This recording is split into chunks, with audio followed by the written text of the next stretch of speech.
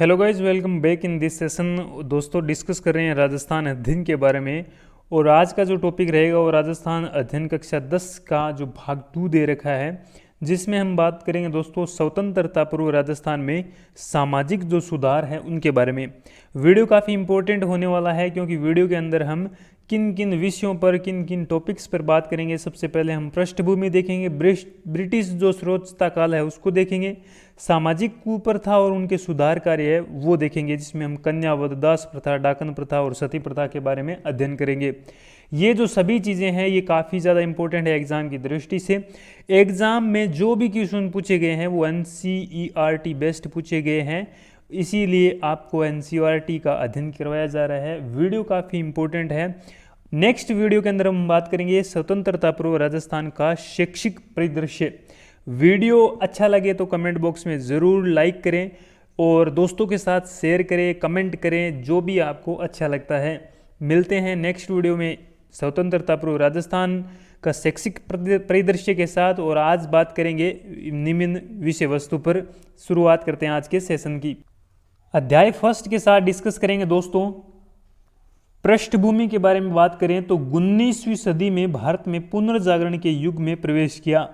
इसी के साथ बात करें प्रवेश किया, समाज सुधार आंदोलन हुए। राजस्थान में भी इस जागरण में अछूता नहीं रहा। प्राचीन काल से ही कुप्रथाएं और परंपराएं विकसित हुई, कुछ नई प्रथाओं ने जन्म लिया, कुछ पुरानी प्रथाओं ने विकृत स्वरूप ग्रहण कर लिया। फलस्वरूप समाज में कोई एक नई क्रांति की आवश्यकता हुई। राजपूताना का समाज कई धर्मों, मुख्यतः हिंदू, जैन, मुस्लिम और सिख से संगठित समुदाय था। हिंदू समाज में वर्ण व्यवस्था जातिगत स्वरूप पर स्थापित थी। जातियां उपजातियां में विभक्त थी। प्राचीन काल में समाज में वर्ण व्यवस्था श्रम और कार्य विभाजन पर आधारित एक सकारात्मक व्यवस्था थी। तो दोस्तों ये भी आप ध्यान में रखें, प्राचीन काल में जो जाति प्रथा बनाई गई थी, जाति प्रथाओं का जो अलग अलग होना, ये जो था हिंदू समाज में वर्ण व्यवस्था जाति पद के रूप में स्थापित की गई। जातियां जो उपजातियों में विभक्त थी और श्रम और कार्य विभाजन पर आधारित एक सकारात्मक व्यवस्था थी। ये जो समाज में वर्ण व्यवस्था किसके लिए बनाई गई थी? कार्य और श्रम विभाजन के रूप में। लेकिन कालांतर में यह जातियां स्वरूप ग्रहण करते हुए कार्य विभाजन नकारात्मक स्वरूप सोपान व्यवस्था में बदल गई। विवाह संस्था सामाजिक संगठन की सबसे मजबूत व्यवस्था रही, लेकिन इसमें भी बाल विवाह, अनमेल विवाह जैसे अन्य तत्व जुड़ गए। इसी प्रकार कुछ अन्य कुप्रथाएं सती प्रथा, दास प्रथा, मानव व्यापार, डाकन प्रथा, समाधि, मृत्यु आदि प्रथाएं अपने जड़ें जमाने लगी। योग दर्शन मन, बुद्धि और शरीर के स्वस्थ रखने वाला महान भारतीय दर्शन है, लेकिन कुछ लोगों के नए यौगिक क्रियाएं सीखकर इसका दुरुपयोग करने का प्रयत्न किया। इस प्रकार 19वीं सदी में राजपूताना ने अनेक कुप्रथाएं स्थापित की। जो पुरातनपंथी थे विचारों से इन्हें संरक्षण मिल रहा था। राजनीतिक और धार्मिक आर्थिक ढांचा इस व्यवस्था से प्रभावित था। तो ये जो प्रथाएं हैं इसमें सर्वाधिक राजपूताना का योगदान है। इनके द्वारा ये प्रथाएं स्थापित की गई और पुरातन पंथी जो थे इन्होंने इनका सहयोग किया। ये बोलता है NCERT। ब्रिटिश श्रोतता काल के बारे में अध्ययन करेंगे।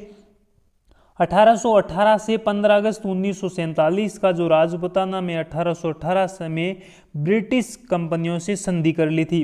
1857 के बाद ब्रिटिश ताज की श्रोतता स्थापित होने के बाद स्थितियां बदलने लगी। यद्यपि प्रारंभ में 1844 तक आय हस्तक्षेप की नीति में अपनाने में कारण कंपनियां सीधे जनसाधारण के संबंध और धार्मिक मामलों में हस्तक्षेप करना चाहती थी।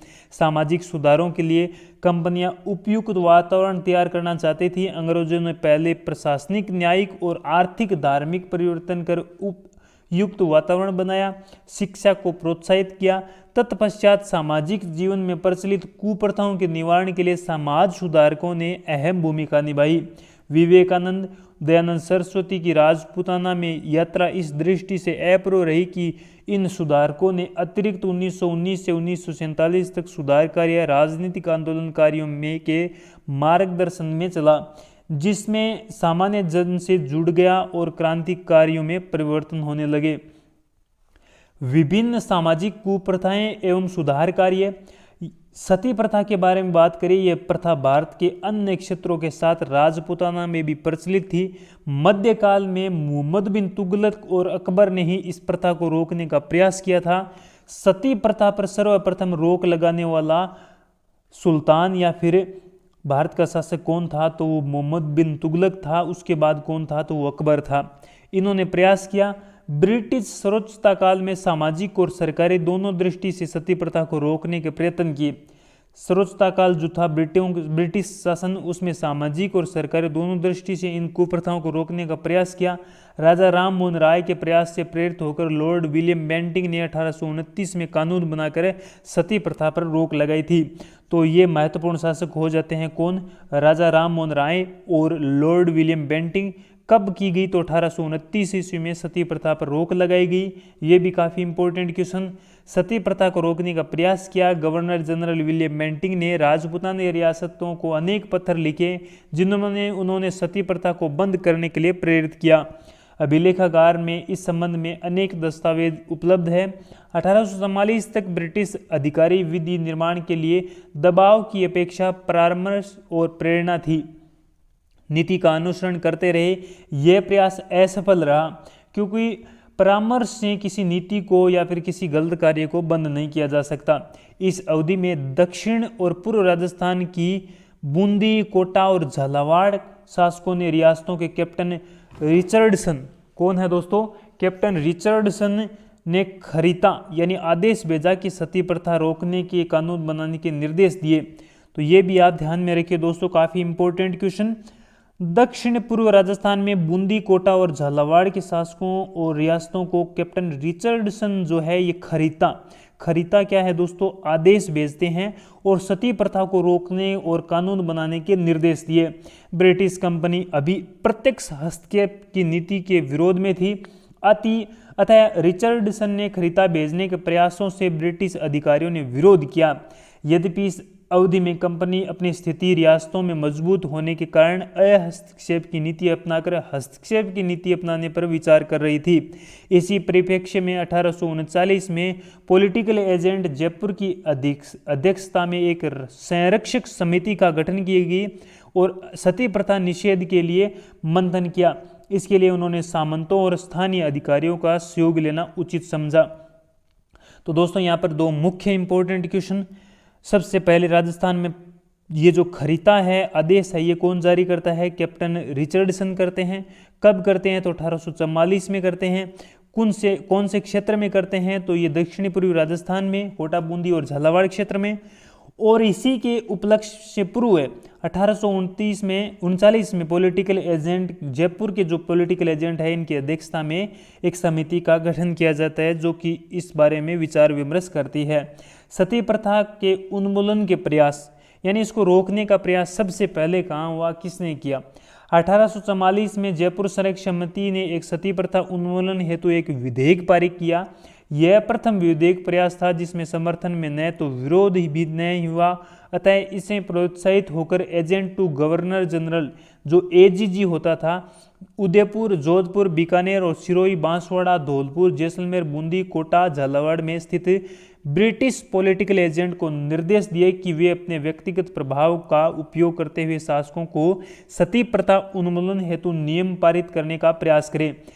यह प्रयास कई रियासतों में सफल रहा। डूंगरपुर, बांसवाड़ा और प्रतापगढ़ ने 1846 में सती प्रथा को विधि सम्मत नहीं माना। इसी क्रम में 1848 में कोटा और जोधपुर में भी इस 1860 में अनेक प्रयासों के बाद मेवाड़ ने सती प्रथा उन्मूलन हेतु कानून बनाए। तो दोस्तों सर्वप्रथम बात करें 1846 में डूंगरपुर, बांसवाड़ा और प्रतापगढ़ सती प्रथा के समस्त मानते हैं और 1848 में कोटा, 1860 में मेवाड़। सर्वप्रथम बात करें फिर क्या होता है इस कानून के बारे में। उक्त कानून का उल्लंघन करने पर जुर्माना वसूलने की व्यवस्था की गई। 1881 में चार्ल्स वुड भारत के सचिव बना। कौन बना? Charles Wood. चार्ल्स वुड को ध्यान में रखें। वुड ने कुरीतियों को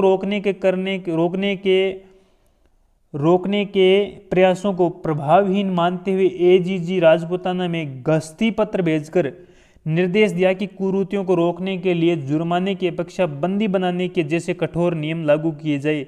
अतः 1861 ईस्वी में ब्रिटिश अधिकारियों ने शासकों को नए कठोर कानून नियम लागू करने की सूचना दी, जिसके अनुसार सती संबंधित सूचना मिलने पर कारावास दंड का प्रावधान दिया गया।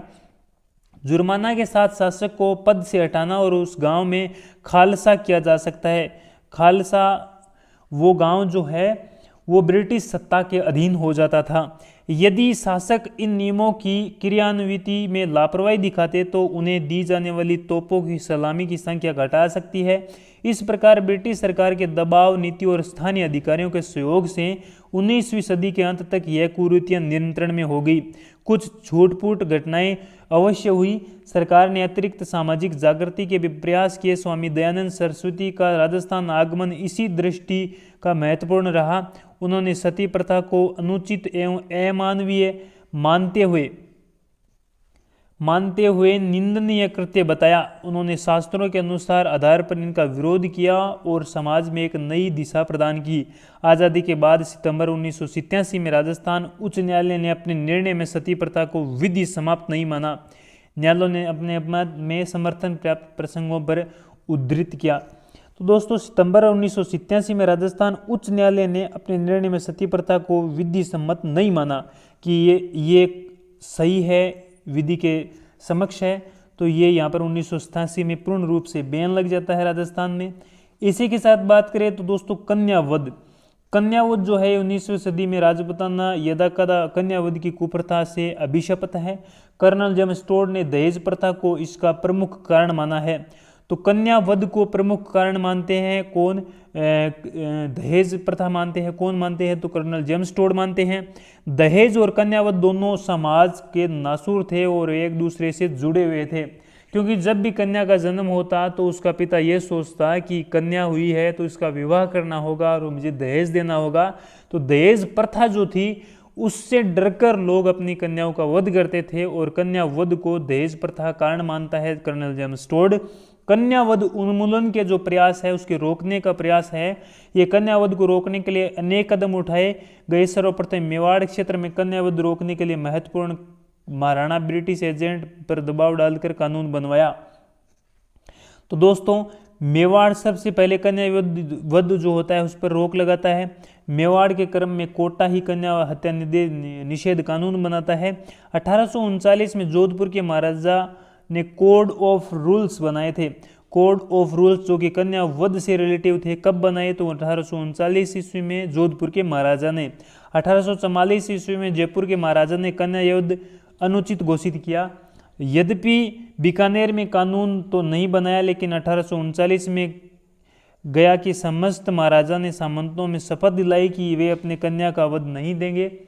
इसी के साथ बात करें दोस्तों 1888 के बाद कन्या वध की घटनाएं लगभग समाप्त सी मानी जाती है। अनमेल व बाल विवाह ये भी काफ़ी ज़्यादा इम्पोर्टेंट रहा है राजस्थान इतिहास में।